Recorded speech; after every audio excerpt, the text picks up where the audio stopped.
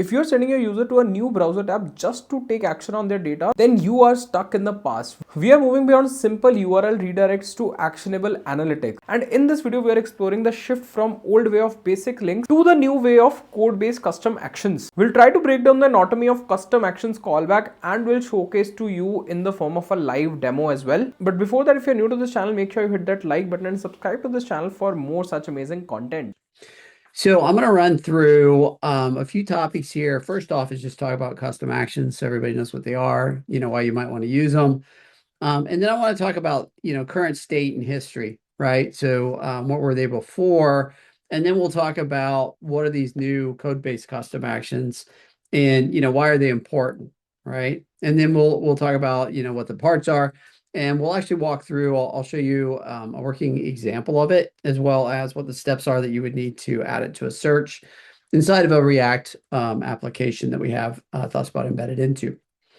So custom actions are, in the shortest form, a way to extend ThoughtSpot to add your own functionality, right? So we've got the core ThoughtSpot analytics capability where you connect to data and you can do search with either Spotter, so natural language, right, AI-based, or you can use our, traditional older token-based search for that.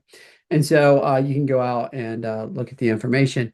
But once you get that, you can't really do a whole lot with it, right? You can just export it, take it somewhere else. And this is true of pretty much all of the standard business analytics tools. What custom actions do is they allow you to take those that data after I've searched on it and do something with it, right? And so, for example, you might be able to look up some more data, right? We've got show underlying data, but you could actually do some other types of data, drill into other charts, etc. Maybe you are a customer manager, right? And you're looking at customers who haven't ordered in a while. You go to a search, say, hey, who are people who haven't ordered recently, but they used to spend $100 a month, right? And I can send them an email and automatically generate that out. And then the example we're going to do today is to order inventory. So I'm an inventory manager. I can go in and look at stock or things that are selling well. And then, I can automatically send a new order over to another system, right? And so I'll show you this integration right there. So prior to 10.14, or at least prior, actually, I should say 10.15, even code-based custom actions were not a thing, right? And so you would have to go into ThoughtSpot, you would create an action, you would give it a name.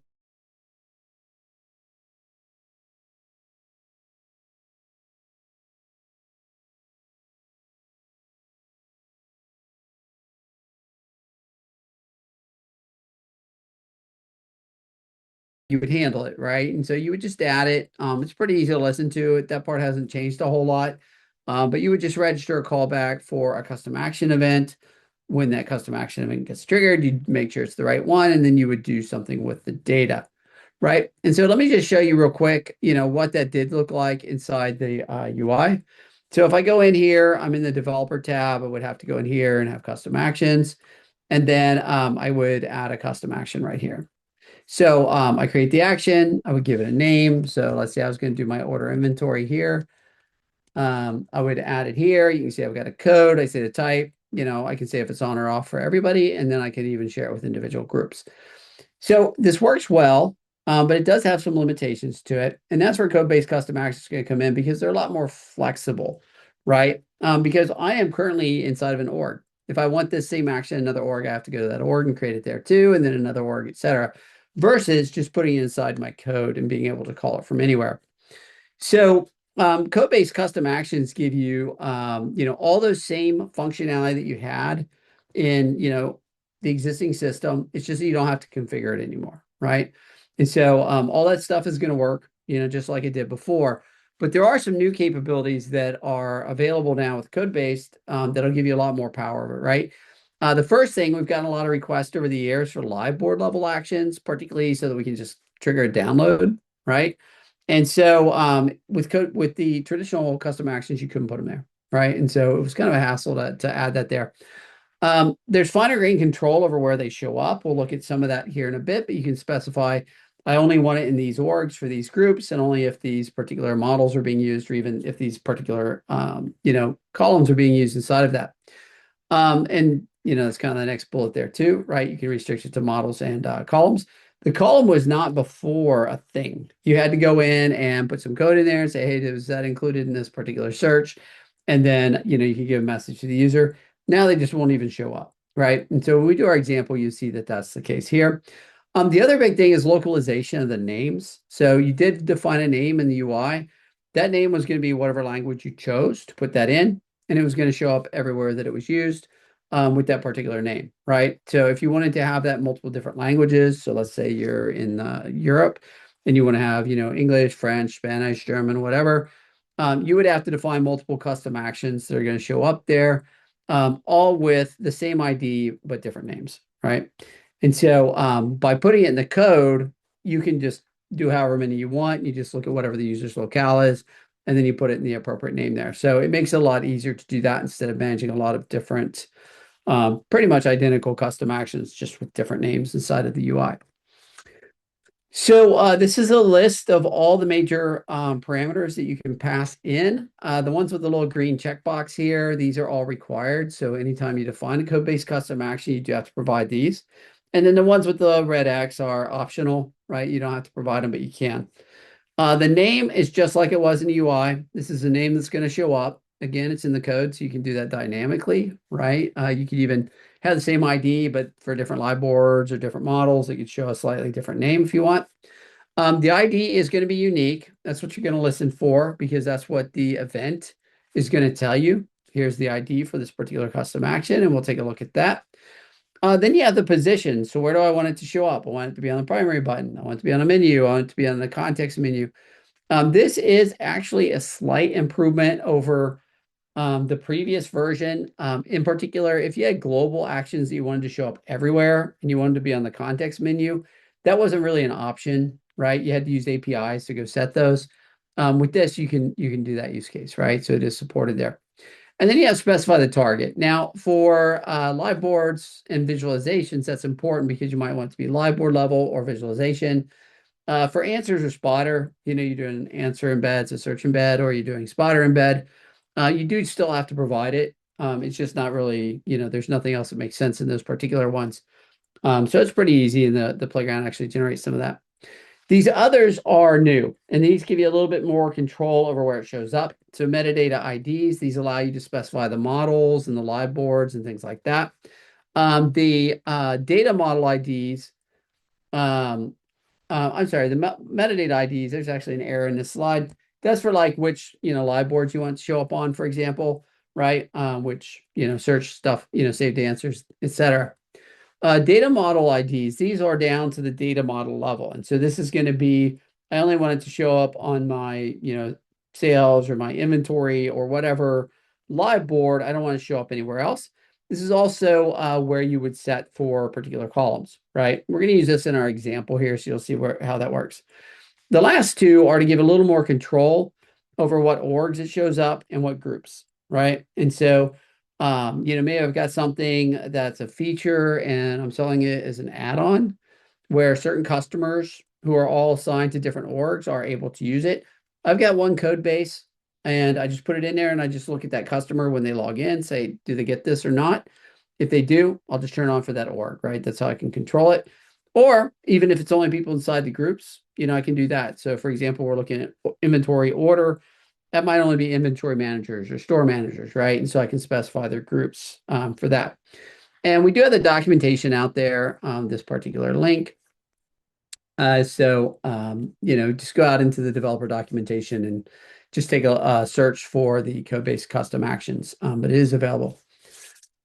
We're going to use the playground. Now, this is only available as of 10.15. 10.14 has code-based custom actions. They're in the SDK, so you can use them, but they don't show up in the playground. 10.15 it does. 10.15, I think, recently went GA, and it'll be rolling out to customers, this month.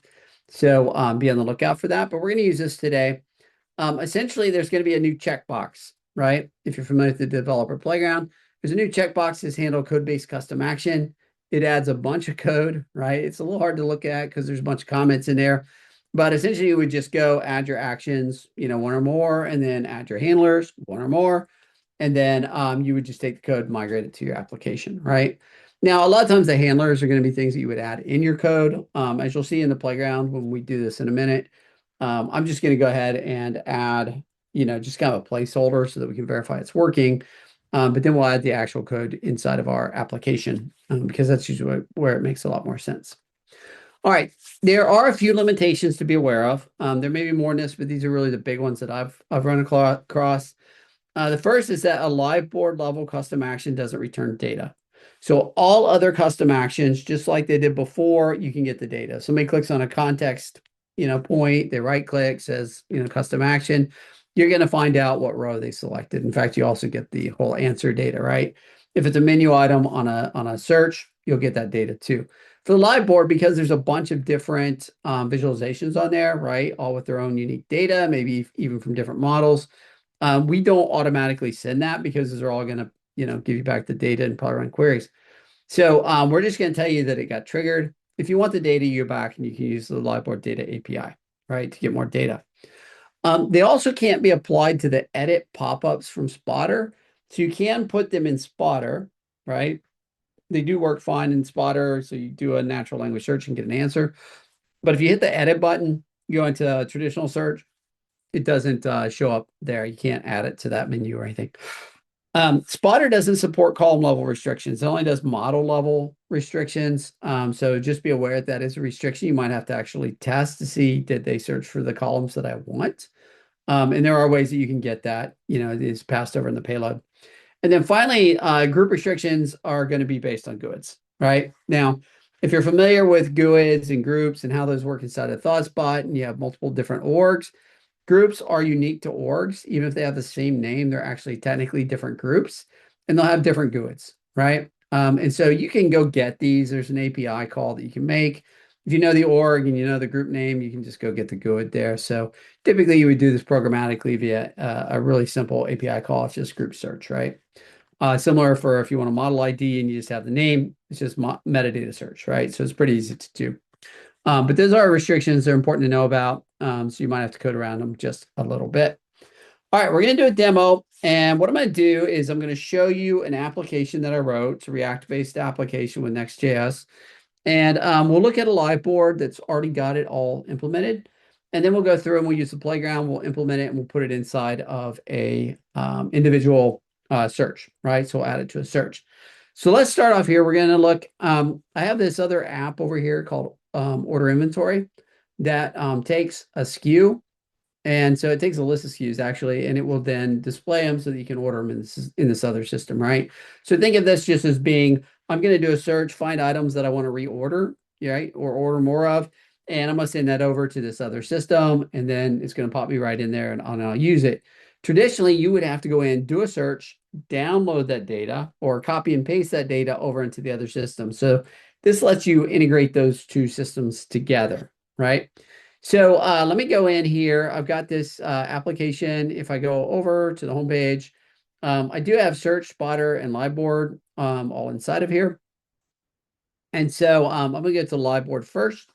And you can see I got this embedded Liveboard. And I actually have three levels of these actions in here. So the first I'll look at is this Liveboard action I mentioned earlier. This one doesn't really do a whole lot. It just tests the Liveboard action to show that it worked. And so we're just doing a simpler handler. I'll show you the code for this in a minute.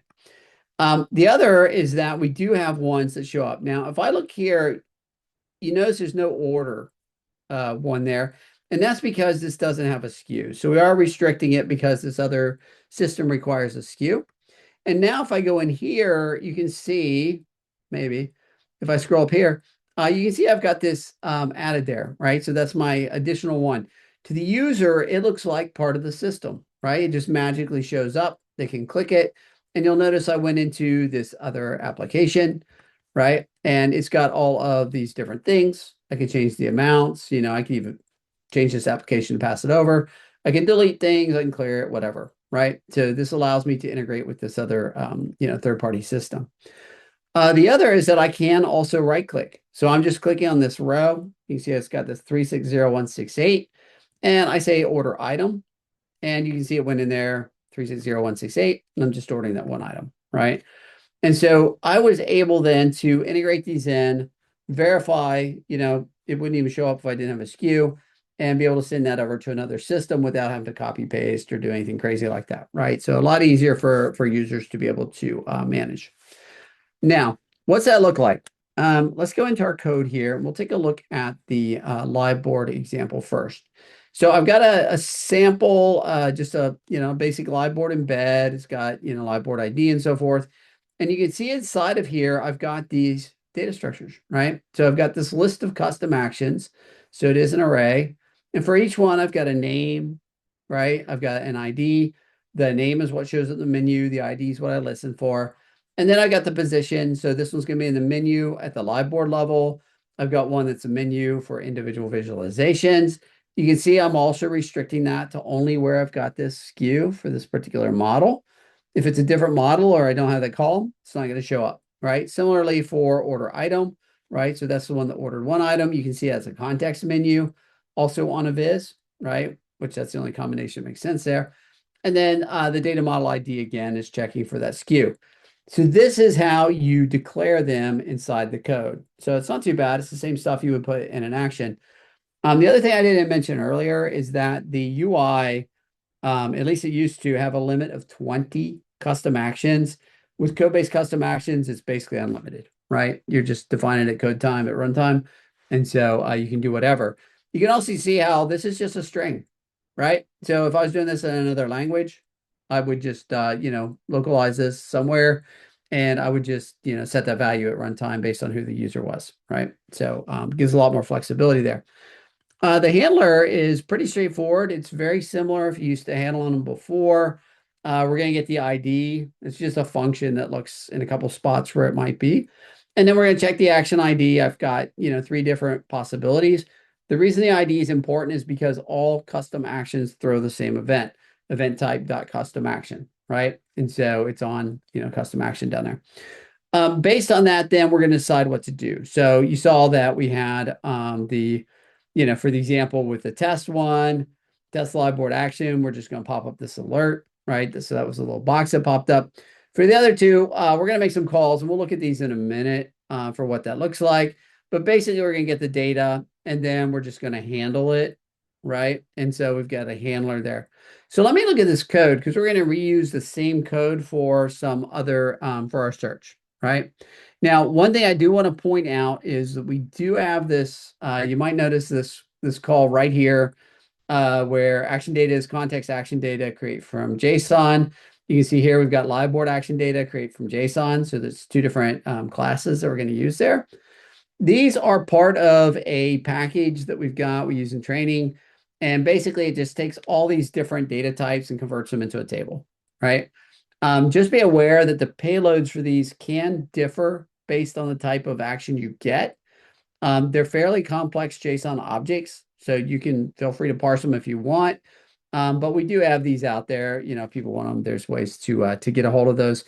But it's just a library that we wrote that I'm using here. And so, we're going to use that. So then the handle order inventory, that's over here in the handlers. I mentioned before that we had the get action ID. That's just because it can show up in 2 places, right? And so we're just going to look for those 2 places and return the one that it exists at. Then we've got the extract required columns. This is there for the scenario, for example, with Spotter, where you don't know for sure if the column is there because you can't require it, right? For Liveboards and for answers, you can require it, but it's a good safety thing to say, hey, just make sure that we're only getting the columns that we said that we wanted to get, right? And if we don't have them, give an error out to the user.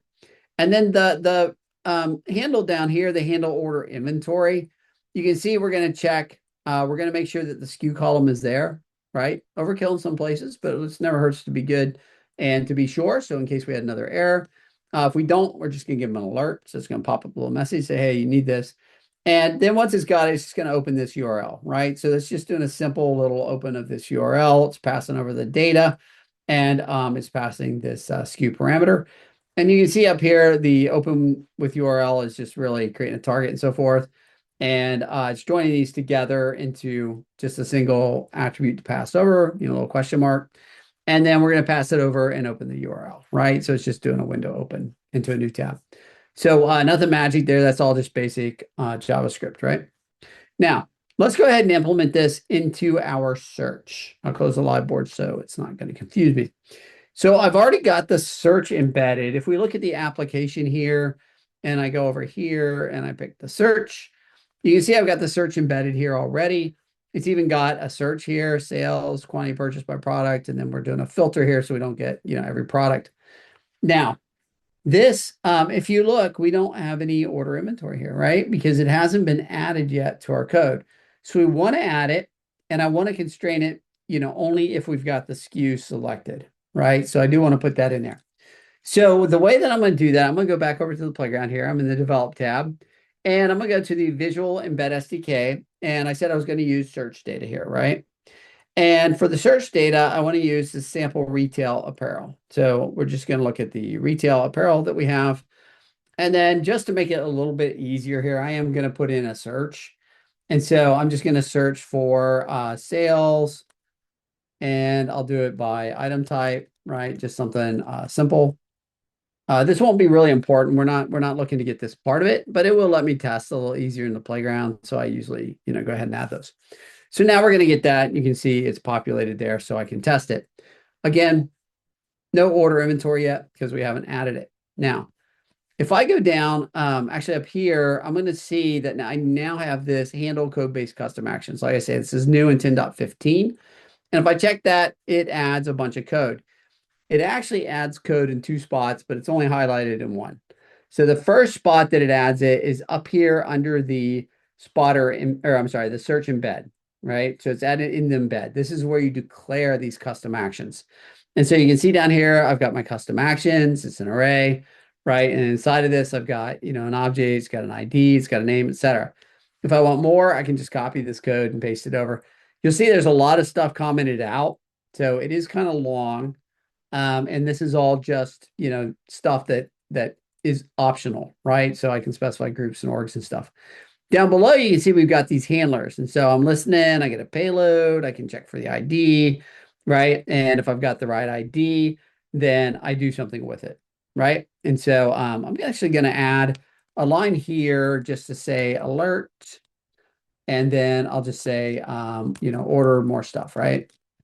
And it's just to have a placeholder that, yes, we actually did, put some stuff in there. Okay. So that's my, my handler basically in a nutshell. Now it does say code-based custom action event, and you can see the ID we're looking for is insert code-based custom action ID here. I'm going to say this is going to be order inventory, right? So that's what I'm going to name it, order inventory. So it's like what we had before. Now, that's my handler. So it is ready to find if a custom action got triggered. And if it did, is it order inventory? If it is, then I want you to pop up a message. Up here, I need to add this, right? So I've got an ID, it's set up. It's the wrong one, but it's set up for me. And so I'm going to type in order inventory. Now, I'd probably put these normally in some sort of a, a constant value or something like that, but I'm not going to bother right here. And then I'm going to say order inventory, right? And this would be, again, I can, localize this to be whatever language I want. So I can have the same custom action, but for each user, it shows up in their language of choice. Then it's going to be primary, right? And you see it's an answer. Now, I don't want to make it primary. I want to have it show up in the menu right here. And so what I'm going to do is I'm going to say this is going to be .menu, right? So again, this is an IDE. It's kind of smart. So it can figure out the enumerated types for me. And you can see that I've got that and I've got it on the answer. So I'm going to go ahead and run. I'll test what we've got so far, just see if it's working. And here you'll see, if I look, I've got that there. It says order more stuff. So that's working. Now, there is one last piece because I said I only want it to show up if we have a SKU, right? Because I need the SKU to send to the order system. So I don't want it to show up and, then I try to send something over and get an error and have to handle it. And so what I'm going to do here is if I scroll down, you can see I've got these data model IDs, right? And inside of there, I have model column names. So I'm just going to uncomment this piece, right? So I'll uncomment that part. Model IDs, you can just put models if you just want it at the whole model level, but I want to specify a model and a column, right? And then we'll do this part that closes it so we don't get syntax errors. And here you can see I need a worksheet ID and the column name. Now the column name is just going to be from the model. So I'm just going to say SKU, right? So that's the name here. If you look right there, it is. And then the worksheet ID we can get up here because I did already specify it. Again, normally I'm going to use a constant for this. But inside the playground, you can define a constant if you want. But I'm just going to do this, right? I'll just put it there because I'm just testing it out, make sure it all runs. So now I'm going to run that. And you do get this warning. This warning is a little misleading. So something did go wrong. And what it is it's saying, hey, you got a handler for this ID and this ID doesn't exist. And the reason for that is we don't have the SKU column, right? So there's no order ID. Just ignore this error. I've reported back to engineering, so hopefully they'll take that out. And then I'm going to search for the SKU and I'll go ahead and run. And this ID will, that error will not reappear there. And now you can see I've got this order inventory, right?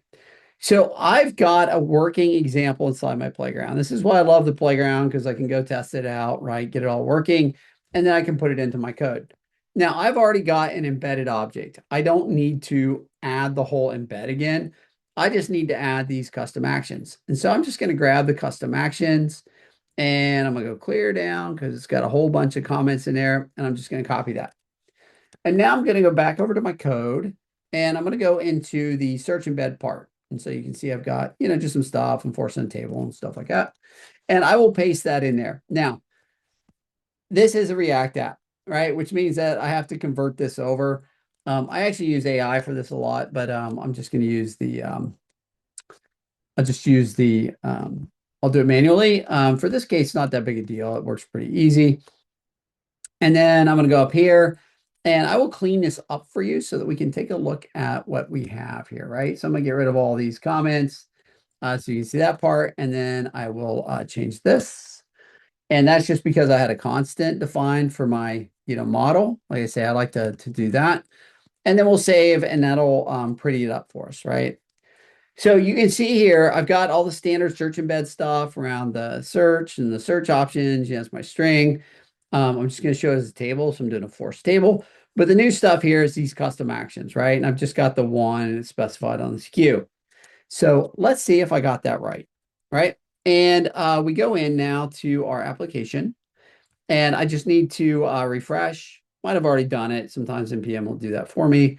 But I'll just make sure that we've got the latest. So I don't see order inventory here, and that's good because I don't have the SKU column. So now I'll just add the SKU column, right? Maybe.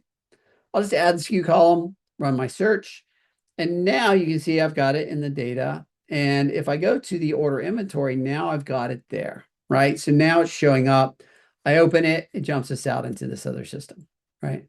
So that's all it really took was go in the playground, configure it, and then add it to my code. Obviously, I already had the code that's going to, parse it a little bit and so forth because I'm using the same stuff for Liveboards, for Spotter, for search.